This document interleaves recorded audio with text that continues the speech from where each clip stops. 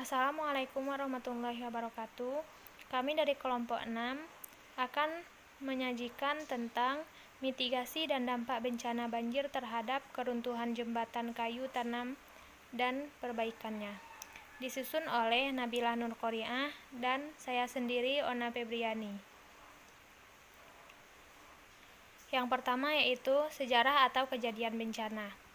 Jembatan yang ambruk di Jalan Raya Padang Bukit Tinggi Kayu Tanam, Kabupaten Padang Pariaman, Sumatera Barat, Selasa pada tanggal 11 bulan 12 2018 telah mengakibatkan akses Bukit Tinggi putus total. Kepolisian Resort Kabupaten Padang Pariaman, Sumatera Barat merekomendasikan Jalan Malalak sebagai jalur alternatif. Beliau mengatakan, kami merekomendasikan melewati jalur Malalak untuk kendara roda 2 dan 4. Selanjutnya, konsep atau definisi bencana. Yang pertama yaitu bangunan bawah. Pondasi adalah merupakan bagian yang paling penting dari bangunan bawah struktur jembatan yang harus meneruskan beban kendaraan, serta bagian-bagian di atasnya ke lapisan tanah. Kegagalan bangunan bawah atau pilar atau abutmen terjadi apabila keruntuhan atau amblasnya bangunan bawah tersebut dan atau terjadi keretakan struktur yang berpengaruh terhadap fungsi struktur bangunan atas. Selanjutnya, penyebab bencana. Amblasnya jembatan kayu tanam yang berada di jalur utama Padang Bukit Tinggi terjadi karena mulai rusaknya daya dukung lingkungan sehingga ketika hujan turun dengan intensitas tinggi, air sungai meluap. Kata pengamat meteorologi dan geofisika BMKG Stasiun Iklim Sicincin, Rizky Armey Saputra di Padang pada hari Rabu. Menurutnya, kayu tanam secara historis dahulunya menjadi daerah dengan curah hujan tertinggi di Sumatera Barat dengan jumlah tahunan 5.000 sampai 5.400 mm.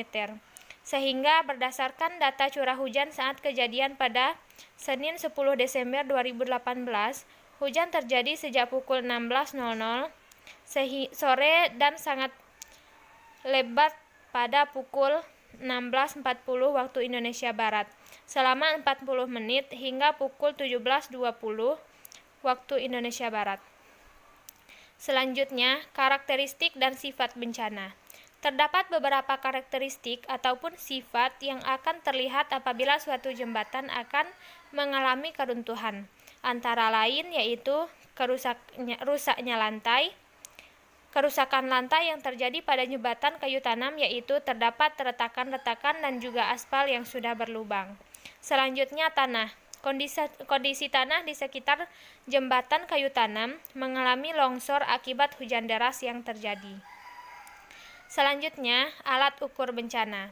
Pengamatan secara visual check, dilakukan baik dengan pengamatan maupun dengan bantuan kamera pada kerusakan, khususnya retak-retak, keropos, berlobang, mengelupas, dan cacat struktur. Dilakukan terutama terhadap komponen yang berfungsi memikul beban. Alat uji dinamik menggunakan alat ukur getaran yang dibuat oleh Bridge Diagnostic. Alat ini disebut sebagai triaxial accelerometer yang dapat menghasilkan rekam data pengukuran arah X, Y, dan Z sekaligus. Selanjutnya, dampak dan solusi bencana. Yang pertama yaitu dampak. Dampaknya, putusnya jembatan di Kayu Tanam Kabupaten Padang Pariaman berdampak pada makin padatnya ruas jalan Sicincin, Malalak, Balingkah, Kabupaten Agam. Ruas jalan yang menjadi jalur alternatif Padang Bukit Tinggi atau sebaliknya menjadi rute paling aman dan relatif dekat untuk mencapai dua daerah utama di Sumatera Barat tersebut, selain jalur Bukit Tinggi Lubuk Basung Padang atau sebaliknya dan jalur Bukit Tinggi Solo Padang. Selanjutnya, solusi atau penanggulangan. Untuk menyeimbangkan volume kendaraan, sebaiknya pada saat perawatan jembatan, volume kendaraan dibatasi dari titik awal jembatan dan menutup semua jalur yang sedang dilakukan perawatan, mulai dari tepi awal jembatan sampai tepi akhir jembatan.